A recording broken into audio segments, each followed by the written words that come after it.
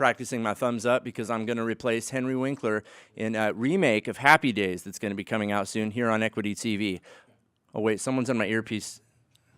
Oh, we're still working on that. Forget it. Back to the show. I'm Francis Mayer, and this is Equity TV. We share stories of success, and we also offer tips for how you can succeed in college. People come to Bakersfield College to change their life in many ways. Maybe they're on their way to a 4-year degree, or maybe they're just picking up that essential skill that's going to make them more valuable in the workplace and hopefully increase the size of their paycheck or at least their status in the workplace. Some of them come, Mr. Neal, to pick up one critical class so that they can have a bachelor's degree. Get intimate with the microphone, get close to it there, and tell me, what class was that? It was statistics. And you see, I stutter even when I say that word. You know, I was great in writing, but math was my worst subject. It was statistics. Hey, and there are other people out there who struggle with mathematics, but it hasn't prevented you from having a productive career and a pretty good gig. Tell us a little bit about what you do, Mr. Neal. Well, I'm actually a youth services supervisor for the Bakersfield City School District, and I've been working there.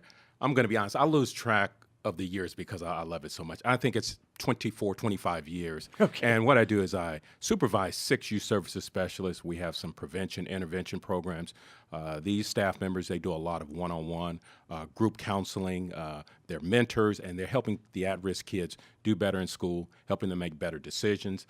I do a lot of staff training because in order to reach the kids, we need staff who are well qualified and well trained. But I love what I do, and my background was in probation department, group homes. Now my goal is to keep kids from going that route. Now, I know a lot of people say that the correctional system is kind of broken. Do you feel like we are saving folks at the level that you're at? Yes, I think if we put more funding on the front end, if we could have more, and of course, counselors and people working in the school system, because we do a lot of the work that probation maybe does, and it's the prevention piece of working with kids maybe not having a father. The foster youth, we're really touch basing with them. We know our African-American students may be struggling. So if we have more staff members, more resources, more funding there, we can hopefully do better on the front side. Probation department, there's definitely a need. Let me also say this. We need probation, but we also need prevention services before they even hopefully reach the probation department. Right, and I'm not just speaking superfluously here. It's a sensitive subject for me, but I grew up without a father for the early part of my life, and I think when people who did grow up with a father say, "Oh, he's complaining and making excuses," he grew up without a daddy. But the fact of the matter is, you don't have a successful male to pattern yourself on and to make good decisions from, right? That's correct. And if a father is in the home, obviously he has inherited his social responsibilities and he's doing what it takes to fulfill those, working full time and making positive social decisions, right? Absolutely. And that's part of what you do, right? That's correct. And we do know that there are a lot of single females raising boys and girls, but I do hear from, and they do a very good job at it. I hear the mothers say, and they say this to me personally, I can't teach my son how to be a man.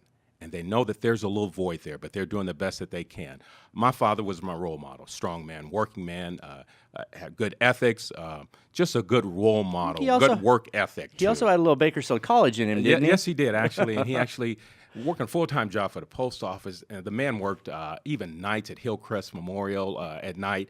And he also went to school, and I just remember I was talking to my sisters and brothers, and I said, man, he's back, he's going to college with all of that. And so that even motivated me. I'm like, if this man is, and we call him old then, and we said, if he can do it, we can do it. And I just wanted a better life, too, because I saw him, he did a lot of physical work, but then as he's, education changed, then the jobs got easier. And there's nothing wrong with hard physical labor. I've done it. I just didn't want it. It's honest work. I didn't want to do it for life. Yeah, so exactly. That's why I wanted my mind to work as opposed to my hands to work a lot. And there's nothing wrong with physical labor, but I chose a different path. I want to work with kids, mold them into productive citizens, and just help make this a better community. Right. And when we talk about patterning successful male behavior specifically, what kind of life do you have today? Because you did put in the work. Your dad left awfully big shoes for you to fill. You didn't have any excuses about being too tired or too broke or anything because he did it all. Absolutely. That's correct. And what it was, too, is he set the foundation. And so what I'm seeing is that a lot of these young people that I work with, they don't have that foundation. They don't have that support system. And I grew up with some of the guys who didn't make it or whatever. I'm not better than them. I made better choices. And what I did was I decided, I remember I literally worked in the fields, onion field. I pitched watermelons. It was some physical labor, good money. But I remember this specifically. I was out there pitching watermelons. It was some good money, but it was real hot. And I thought to myself, I've got to pass that statistics.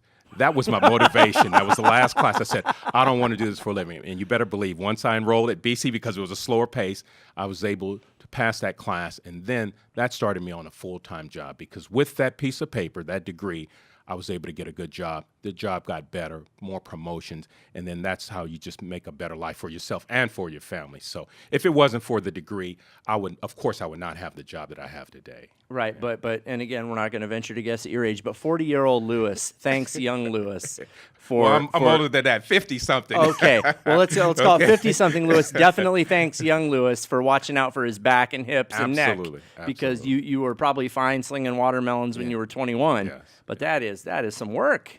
Absolutely. Not the little baby seedless ones. We're talking correct. The big ovals. Yeah. And the thing too is, I've worked, probation department, group home, and I remember writing a letter. I worked for the probation department, and literally, I'd written a letter about, it's like, I just can't find it. I wish I could connect with the probation department.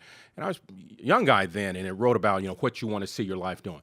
I'm pretty much doing exactly what I said in that letter. I said, I'd like to be before youth, helping them make good decisions, providing opportunities for them, resources, empowering them, and just hopefully just challenging them to do better. And I'm doing exactly what I want to do. I wanted to be an attorney, but that can wait. Right now, they need more people like me, more people in education. We've got enough attorneys, and I've got buddies who are attorneys. Yes. And what's a coincidence, some of them actually would like to do the work that I do, and this is no exaggeration. Well, right, because you don't have to question the veracity of your clients. Yes. You know that they are in honest need and that you can help them out. Now, you're talking about choices, that you weren't better than some of your peers who didn't make it and maybe got caught up in the correction system or not a successful system, unfortunately. What sort of choices are those? Because they are decision points, aren't they? Absolutely. And especially middle school was a defining point, too, because Way trying back to in fit middle school, I'd see some of the guys hanging out, maybe, substance abuse, the sagging, the, thugging out, for lack of a better word. That was them. That's not me. And nobody defines me. And I didn't follow the crowd. And literally, I remember leaving a junior high, and we were walking down the street, and I remember the guys, they went one way, I went the other way. Didn't know it back then, but there was literally a fork in the road. And so I'd make my way around and go on down King Street, because that's where we lived. They would head to the left. And so I didn't hang around there, but I understand that, a lot of things went on. There were negative things. And so I decided that's not my life. And I would continue to hang around people who would lift me up. And so you got to be careful who your friends are. And I chose some very good friends. And I remember my dad just really stressed to me, it's like, watch who you hang around, because you'll become who you hang around. So that is absolutely correct. And you hear sometimes, I hear this, I can't stand it, but people talk about like, well, I'm going to keep it real. Okay, yeah. I'm going to keep it real. Absolutely. Or stop snitching, or these other things. And it's like, I don't want to be put in situations where I have to decide to snitch or not. How about that? Why don't you not commit crimes and then not put me in the position of being a witness? Right. Or as far as keeping it real, that's absurd. You have to do the best you can do for yourself, right? Right. Being intelligent, being strong, that's what cool is. So even working with some of the youth, and especially the boys, we have to redefine what cool is. Yes, we do. You can be smooth, cool, athletic, intelligent, and respectful. And I work with kids who are doing those things. So we're redefining what cool is. And kids that I work with, I don't want them putting kids down who are doing well. Right. They used to call me schoolboy, nerd. I say thank you. Yes. You don't apologize for that and don't feel ashamed of that. And so that's what we're doing. No, and I do think maybe it was counterculture at one point to be a little bit of a rebel and to break some rules. But at this point, with I think it's like 1 or 2 out of 10 every males in California are incarcerated or involved with the probation or parole department. Maybe now it is rebellious to play it straight. Absolutely. And stay out of trouble. Right. And the thing is to make good decisions. And that's a key thing, not following. Just stay with your own conviction. There are times, things may happen in your life, but it's how you bounce back, the resiliency. I remember even going to Cal State Northridge. Things were tough, and I had a job, and I remember literally I needed some money. Not a people like I needed some money, so there was a job just delivering furniture on just one day. And I didn't take the final because I needed money to pay rent. Oh. And so I wind up going there, doing that job. So I had to take this class again. But it just teaches you about work ethic, about resiliency. Don't give any excuses. And it took me a little longer, but that's okay because it made me who I am. Right, right. And the other thing that has struck me lately as we talk about the quality of life that you have today, and I don't mean to embarrass you, but when you compare to some of the peers that you have, how do you feel you have a better quality of life now? Well, the thing is, of course, I have my own home, my wife and son. So we're in a nice neighborhood. My son can go out and play basketball in the front. Neighbors that he connects with there. I have a vehicle that I like, pretty nice Sure. vehicle. My wife does too. We're able to go on trips. There are times we can just bolt out of town and not worry about things.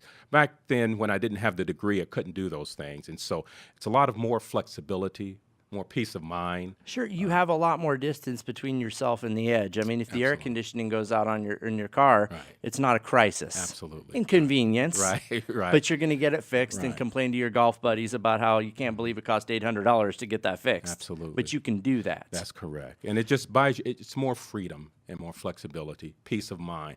But also, I don't just look at myself, it's what I can give back. Okay. And literally, the job that I have, I'm touching lives. That's more important to me than anything because, kids will look at me, oh, Mr. Now, I like that car you drive. I don't say, yeah, check me out. No. Right. It's you too can have this type of vehicle. It's about education. That's how you get it. So, they can look up to me or whatever, but I'm letting them know I was just like you. I just wanted something. And if you want something bad enough, you can get it.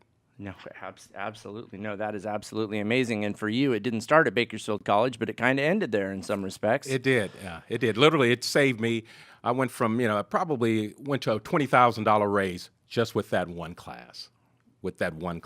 And this was not in the 2000s. That's correct. So when you account for inflation, man, that was a huge lifestyle change for you. Absolutely. And it is more comfortable. And when you think too, in addition to that, and I know people aren't thinking about this at 22 or 23, but you're going to be able to retire sooner. And you have a good retirement. Absolutely. And these days, people are living to 85, 86 years old. That's right. And having some quality of life. Absolutely. Do you want to be able to golf and fish and do the things that I'm not able to do right now because I'm busy working, but definitely want to be able to do that when I retire. I don't know when, but I'm in no hurry, to be honest, because I love what I do. That's the other thing. People talk about career. This is a career that I have, and I'll just use this acronym, JOB, J-O-B, just over broke. But a career you can do for a lifetime, do it for as long as you can, and you get paid well doing it. Right, and you get to have dialogue with your supervisor. You're not in some fiefdom where you have to clock out and take 29 minutes and 30 seconds for lunch and wolf your sandwich down. That is correct. Nobody's watching me, clock watcher, and I'm my own worst critic. And I have some high standards, and so supervisors don't have to worry about that. Matter of fact, they allow me. They said, Lewis, I'll get out of your way and let you do what you need to do. And then some of the kids, they say, Mr. No, you roll around in your car. And then I get some of these young guys, too, they call, that's all easy money. I only make it look like that. They don't know the sacrifice that I'd gone through. I said, so when you prepare yourself, you make it look easy. But if you like what you do, you've got the skills, you've got that degree behind you, sometimes it looks very easy. But a lot of people look at that and say, you've got an ideal job. And I do.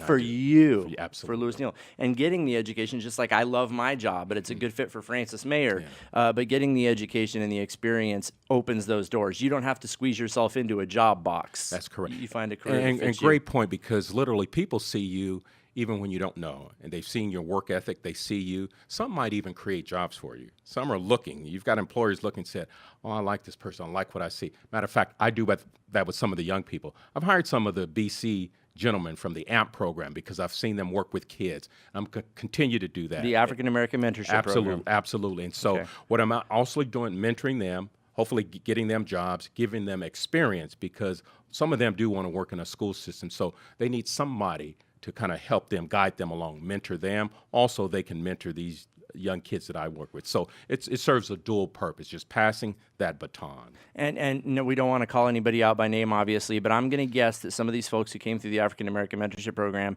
and now have pretty, as your young men might say, easy money careers. And they didn't come from the greatest situations. That's correct. They weren't marked for success. That's correct. But I tell you, because of their work ethic, and they allowed me to train them, mentor them, and literally one of the schools, dance around this person's school schedule because they like them that much. And so there is flexibility there. When you do a good job, people look out for you. Oh, they certainly do, and they want you to have a good life, and they want things to be comfortable for you. And you're seeing your efforts work, going to college, making good choices, and being careful about who you choose to hang out with. All those things have led to easy money, as your young folks say. Well, his name is Lewis Neal. He's the Youth Services Supervisor for the the Kern School District and or Bakersfield City School District. And we thank you so much for being on the show today. My pleasure. Be well. Coming up next, we've got another gentleman. He's actually retired now, and he's going to tell you how he spends his time and, as Mr. Neal's students call it, his easy money in the golden years of life. That and much more coming up next on Equity TV.